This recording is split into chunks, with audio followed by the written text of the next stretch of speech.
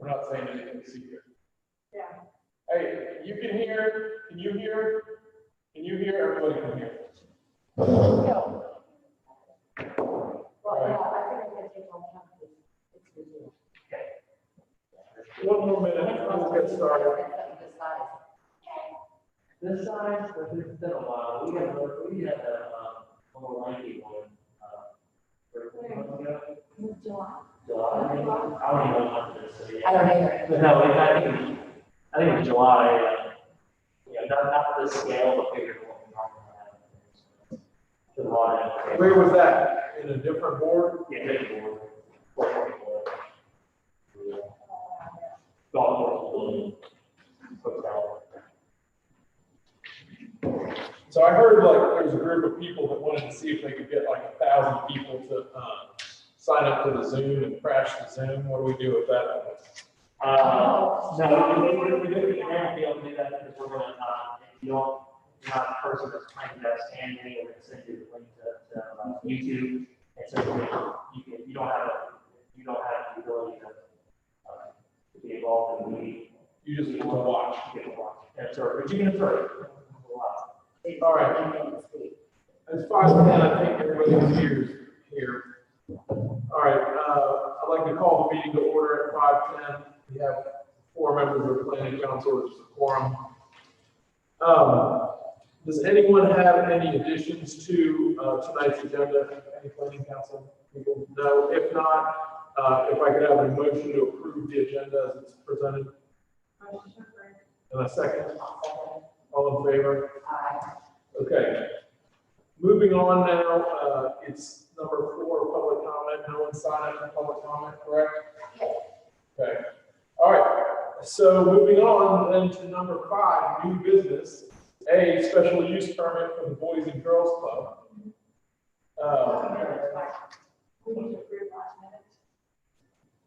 Oh, excuse me. Back to number 3. If everyone on the council's had a chance to review the previous minutes, if I can have a motion to approve them. And the second, all in favor? Okay. Now back to number 5, new business. All right. So I think we have to open the hearing at whatever time it is, 5:11.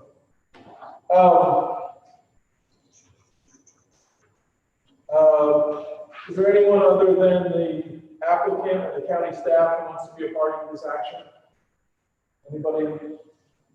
Sounds like no. All right. We have to ask all of the parties for consent for the meeting to be held in a virtual format. So that's Jackson County staff, applicant, and any parties withstanding. So would you all consent for the meeting to be held in a virtual format? Good. Okay. And Michael, can you go back to Reverend Reynolds, 3 and talk about disclosures? Oh, excuse me, I apologize. Members of the Cashiers area clinic shall disclose any visits, ex parte combination with any person, including county staff, consultant, specialized knowledge related to the case, fixed opinion on the case, family, business, or other similar relationship with the applicant, or any other affected person, financial interest in the outcome, or any other relevant information. You know, I'm friends with Josh and with Matt. Oh. I work with 2 of the board members, retired, but I don't think that will have any effect on my. Yeah, and nor my relationship with Josh and Matt made me unable to be fair in this. So I don't, does anybody need to recuse themselves? I don't think anybody does. Yeah, you feel like you're against unless somebody else wants to help on this with it. Yeah. Okay. All right. So sorry to have skipped disclosures. We're going to move back to number 6, swearing in. So will all persons, including county staff, consultants, and any who intend to present evidence, that's all the applicant members, do you affirm that the evidence you shall give to the board in this action shall be the truth, the whole truth, and nothing but the truth? Do you so affirm? Okay, excellent. All right. Moving on to section 7, evidence, the staff presentation of the report. Is that you, John? you, council. Hope everybody can hear me here. Tonight's special use permit is for the applicant, is for the Boys and Girls Club, and it's an activity complex. The applicant is the Boys and Girls Club of Plateau Incorporated. Located just right down the road, it's number 2572205999. This is the property that's highlighted in yellow. You can see where it is in relationship to the crossroads here, Frank Allen Road, coming around before you get to the rec center. And it's this half of the old plant property. It is in the general commercial district, and the applicant is proposing the construction of several structures, including a 7,986 square foot activity building, an open air sports pavilion, and a 3,000 or 3,100 square foot teen center in the future. So the main activity building being here in relationship to Frank Allen Road. This will be the open air sports pavilion up here, and this will be the future teen center location. The activity building will include several activity rooms. Go to the next slide. The staff offices and a food pantry, all of which will serve program participants. So activity rooms, all here, you've got staff offices and storage, activity center, and food pantry here, drop off area on the side and the front. The location of the proposed project is on the northeast side of Frank Allen Road, approximately 540 feet south of the intersection of Highway 64 Frank Allen. The total area of this property is 2.66 acres. It has an average slope of less than 1%. Proposed structures, exterior will be stacked fieldstone and morning siding, and metal roofing. Go to the next one. So here's the perspective here. Go to the next one. So here's the elevation, this left elevation, that's the front elevation that fronts Frank Allen Road. So you can see the stacked stone, the metal roof, and then we do have all the hardwood other elevations here. All landscaping, parking, stormwater, building setbacks, etc., will meet or exceed the Cashiers development ordinance regulations. Ingress and egress, access to the property will be Frank Allen Road. You can go back to the first slide for the second one. So you've got a one-way in, one-way out here where that one-way median is. And then you also have a two-way entrance just past that, kind of right across from the parking lot.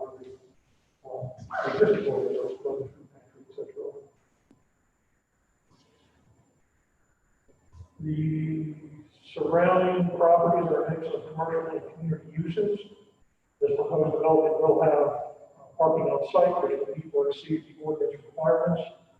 Utility services will be provided by Tennessee Water and Sewer Authority or sanitary sewer, and private well systems to follow water. Fire protection will be provided by Cashiers Fire Department, actually, right across the street. If you go through the report, I give you ordinance standards. General material, what is required, in this case, the staff stone and hardboard. They will continue to have a masonry foundation. And of course, the building material required. With the ordinance standards, the submitted plans, go to the last slide there. There's kind of a perspective view of those. So you can see the color palette here, and so the attempt is being made to, the traditional color suggested in the ordinance, which would be the acrylic whites, gray browns. So for that rustic palette that you all are looking for, obviously the intent is there for this building. The building massing. Again, the building will not exceed 35 feet per height. The proposed open air sports pavilion on the back side is just that with no solid walls. It's going to be courts, etc. That's covered. That will be stacked stone columns with steel structure. That's the way that 27. That's what we had talked about. Obviously, if you look at the front elevations here and the side elevations, the window glazings on all sides meet or exceed the ordinance standards. And then they also meet the standards for that menu for the minimum facade character, which would be roof line offsets, doors, covered porches, window doors, transom, bulkheads, etc. They have that in this design. Roof articulation, which comes in as a flat roof that meets the standards, so it's above 512. That is required. There is no rooftop screening. This is a franchise, so there's no franchise architecture here that doesn't apply. And for architectural unity of the buildings will be similar to this. Again, the open air sports pavilion, the top stack rock columns will be similar to the rock used on this building, and also the future team building that's going to be in the back. The review process is this proposed building, which is a project will achieve 1,500 square feet total. So this was in front of the planning council for review. Special use standards, those are the 6 items that you have to answer there under section 3.7.15, special use permit standards. That's what you'll review in a minute. Staff review is that the proposed use and structure appear to meet the standards set forth in section 9.3.5, which is the site and building design standards for the commercial area, regulated district again, in the commercial district here, for the general commercial district. Approval of the use and the design is recommended with the following conditions: that the owner, developer shall work with the planning department staff and final building design, site design, and site construction, stormwater and landscaping for the overall project. Remember, Caroline, that site soil. We always ask this of the council. Obviously, we don't have final plans here. We still have to do landscaping, stormwater, etc. Those are ordinance items, no architectural, so we'll be looking at those in final plans. So obviously, everything you see in green here, that's what we'll be looking at in final plans too. And then also, this property is not front Franklin Road. It's kind of unique in that county actually, it's just kind of a leftover chunk of property when the Franklin Road was extended. There's remnants of several properties that cross over this. The county actually owns some property right in here. So it's sidewalk scenario, and then if you're familiar with it, there's a huge drainage feature here right alongside the road that's fenced in for storm protection. What staff is recommending is that the final site construction plans must show the design for a crosswalk. In this location, you can get to the existing sidewalk network across the street. So the crosswalk here that attached to the interior sidewalk network here, and then the intent is, obviously, in the spirit of the ordinance, is to be a link to that sidewalk system. So technically, they build sidewalk and probably did that line. So that's what they're looking for that company. The DOT policy, they don't have issues with that. When final plans are developed, they'll be talking directly to the DOT. Staff recommendation is to approve the Boise Grove Club project and issue special use permit subject to conditions. I'm happy to answer any questions about the project or the applicants here as well. Okay. So.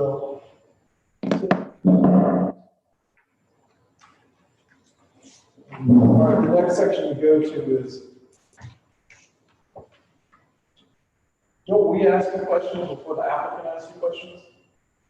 Yeah, under staff presentation 1, actually the applicant has first opportunity. Oh, and then They usually don't take that and then just. yeah.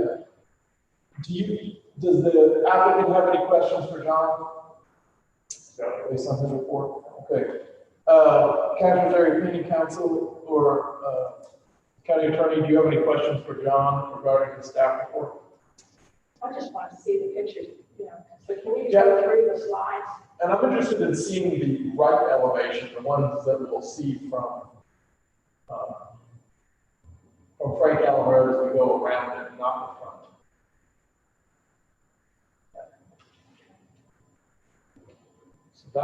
So we're gonna really see See this one? we're gonna see this one and we're gonna see the front more than we're gonna see the left elevation, which is gonna be open to their appropriate.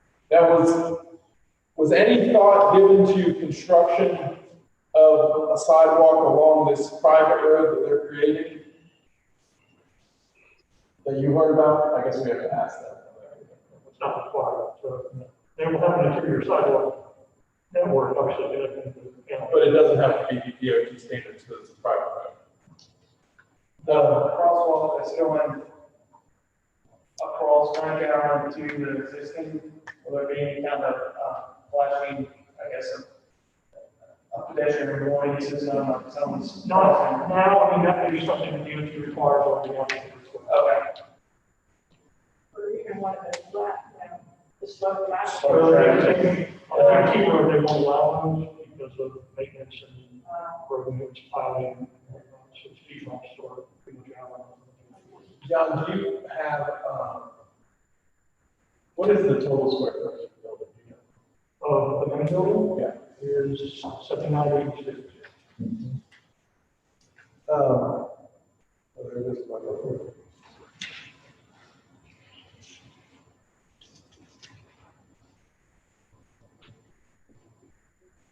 I don't know that I have any further questions for John. Do any other members of the council have questions for John? Okay. All right. With that said, we'll move on to 7B, applicant presentation of evidence and witnesses. Who is presenting for the Boys and Girls Club? I'll present, and we don't have anything specific unless you guys have questions for us. There are no other parties across the community, so are there any questions from the Cashiers Area Planning Council for the Boys and Girls Club about the building? What's the maximum occupancy of the building? How many students do you plan to keep in, after school program? Will it expand it or will it remain about the same? Yeah, we're still looking at that, but the general plan is to keep the current facility, use it, use our teams, so we construct the interior. But the general plans and thoughts are the same one. Children that we have the sports pavilion and the playground, that we have 150 on site and the buildings. All right, so we decided that this, I guess this is really a question for John. We decided this is the front of the building, that has the front landscaping standards. And then there's that side area between them and right now, that's side setback. How did you figure the front setback from their front line? Which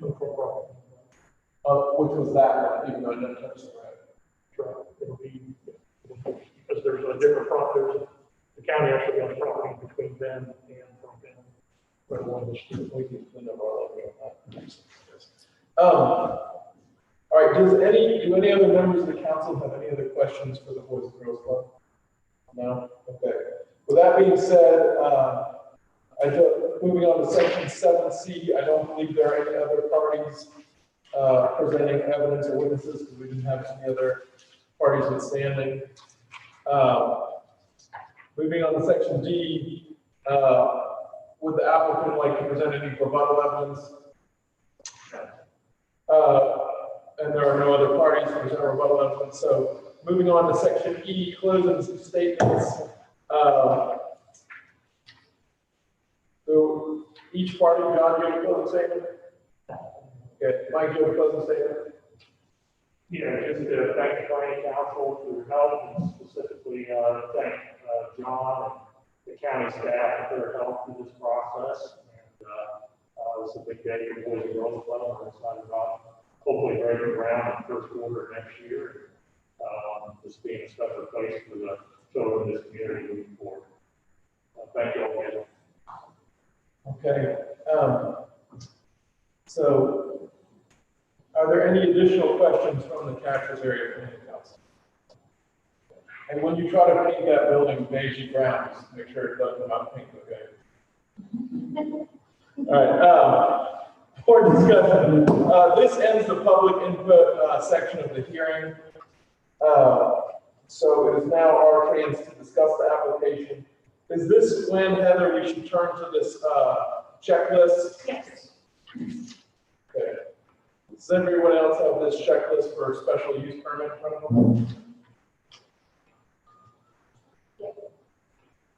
So the first one that we need to look at is that the design review committee finds that the proposed development complies with Article 9. That's all the stuff that John says it has complied with, the Unified Development Ordinance. Is that accurate? So I would say that we found that it does comply. On number 2, that the proposed use and development of the land will not materially endanger the health or safety. Not only does it meet our standards, they will have to continue to work with the DOT as they engineer their crosswalks and their ingress and egress, and it looks like it's done a good job trying to keep the cars away from the kids. Yes? Just to go back to number 1, you can, at least get a consensus of the council on each one, it's not a vote, and we can give staff some direction or some findings on each one. You can tell us to incorporate, or you can have us incorporate some facts from the staff report into. Oh, so have we entered the staff report into evidence? Not yet. Okay, let's enter the staff report into evidence this time. Okay, and then next, let's just say that, I mean, do you need us to make a list that it was like, it matched the massing, it matched the colors, the architectural features? You can in general say that, and just have us incorporate findings from the. Just incorporate, I would say that, are we in agreement that it, like, can we both agree that it meets the ordinance based on the staff report? Okay, and so you can enter into evidence based on findings of the staff report for number 1. Number 2, proposed use of development of land will not materially endanger the public health or safety. Well, obviously, it couldn't be any closer to the fire department. And if they're going to meet the DOT and meet or exceed those DOT requirements, do we need to enter that into evidence that they're going to do that? They're going to continue to work with the DOT? Only if you want to make it, only if you want to make it a condition, I mean, it's going to be something they have to do to put it into the ordinance. Yeah. So Recommended condition anyway. So. yeah, so we'll recommend that they continue to have to work with the DOT as a condition there. All right, does everyone agree with that? Health and safety. Number 3, the proposed use or development of the land is reasonably compatible with significant natural and topographic features on the site and within the immediate vicinity of the site, given the proposed site design and any mitigation techniques or measures proposed by the applicant. One of the things when we saw the site plan, you saw that they have chosen to site their building well away from the Chattooga River, and also that it is essentially a flat site. So I think there, if we want to enter the site plan in, they can refer to that. Does everyone agree that that makes sense? Okay. Number 4, that the proposed use or development of the land will not substantially injure the value of adjoining and or abutting properties. Several of the uses around there are municipal uses, and this one is obviously a use that is designed to help our children, the children in our community, and generally our community. So I do not think that it's going to materially injure anyone's value of abutting properties. Do we agree on that? Okay. Moving on to number 5, the proposed use of the development of land will be in harmony with the scale, bulk, coverage, density, and character of the community. Once again, I would suggest that we take points from the staff report that say that they have met or exceeded everything we've asked for in terms of harmony, scale, bulk, coverage, and density. in that, so if everyone is agreeing with that, number 5 is okay. On number 6, the proposed use is appropriately located with respect to transportation facilities, water supply, fire and police protection, waste disposal, and similar facilities. Where is the well in this property?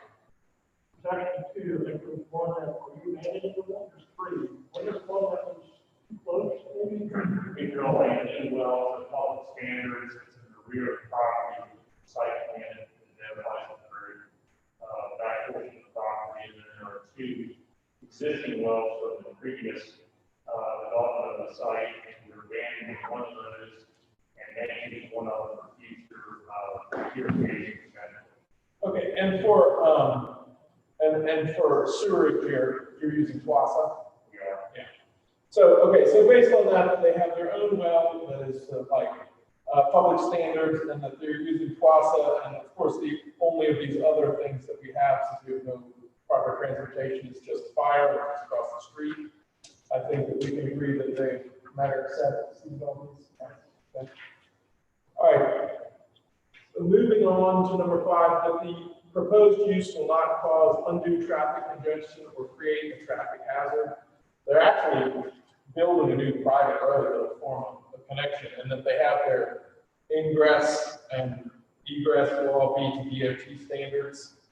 I think everyone's in agreement that they have met and said that. Is that correct? Yes. Right. John, where do I find your recommended conditions here at the end of this? Okay.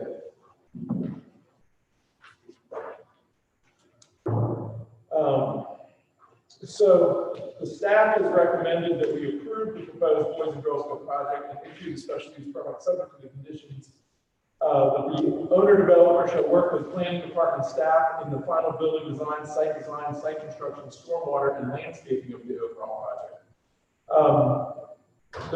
Since the property does not abut Frank Allen Road, the project will require a crosswalk in Frank Allen Road to access the existing sidewalk network. Final construction plans must show the design standard, and the applicant must continue to coordinate with NCDOT and get permits from them. So, with those 2 conditions, do we vote to approve their special use permit? All in favor? Aye. Okay. So, can you note that the approval was made with those special conditions?